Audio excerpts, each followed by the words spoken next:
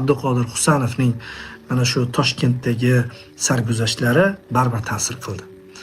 Buni ko'pchilik aytyapti. Buni men bitta odamga ham yo'llamoqchi emasman. Men kecha bitta narsani eshitib xursand bo'ldim. Ya'ni to'g'ri xulosalar chiqarilgan deb o'ylayman. Zo'r TV telekanaliga o'yindan oldin qahramon taklif qilinishi kerak edi. Mehmonga turli variantlar qidirildi. Oxiri Muhammadali O'rinboyev keldi va u birinchi bo'limda adashmasam Hasan Turdari bilan sharhladi. Oxiri Muhammadaliga chiqishdi. Undan oldin juda ko'pchilikka o'zim ham qo'ng'iroq qildim, tanishlarga chiqdim, boshqa qildim. Mehmon kerak. Shunda mehmonlarning ichida Hikmat Hoshimov ham bor edi, ya'ni Abduqodir Husanovning otasi. Va eshitishimga qaraganda bu Zo'r TV kanal bilan gaplashganimda, mas'ullar bilan gaplashganimdan olingan xabar. Ular aytishdiki, Hikmat aka rozi bo'lmadilar, hozir intervyularni bo'ldi kamaytiryapmiz, ya'ni tugadi degan mazmundagi javobni aytdilar deydi. Men xursand bo'ldim. Ya'ni bu birinchidan otaning to'g'ri xulosa chiqargan. Chunki bo'ldi, voqealar bo'lib o'tdi.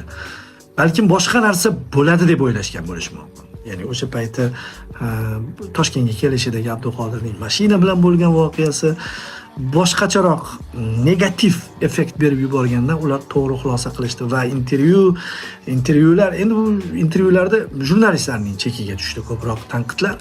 Keyin esa Abduqodir Husanovning yetarlicha dam olmagani butun o'yin davomida sezilib turdi. Va sharh davomida men Abduqodir Husanovni ko'proq alqaganimning asosiy sababi shundan o'zimcha hali sharhlovchi sifatida chiqarmoqchi bo'lishga urindim.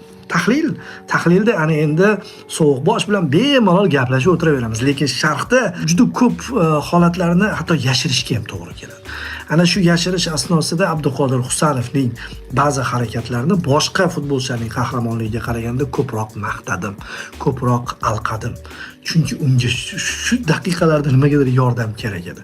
To'g'ri, Abduqodirda ham ikkita vaziyat bo'ldi, qaytargan vaziyati, lekin pozitsiyalarni yo'qotishda, ayniqsa Tarimining golida butunlay qayerga borayotganligini ham bilmay qolganligi, istalgan futbolchi jismoniy holatini ozgina tashlab yuboradigan bo'lsa, bu o'yinda yaqqol seziladi. Shuni bilib olishdi.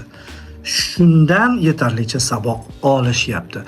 Saboq olishsin ham demayman, saboq olishyapti. Mana bu kechagi intervyuga rozichilik berishmaganini o'zi mana shu keyingi qadamni ko'rsatyapti. Meni xursand qildi to'g'risi. Bo'ldi. Abduqodir Husanov bilan endi keyin kelgan paytida bunaqa voqealar bo'lmaydi degan umiddamiz.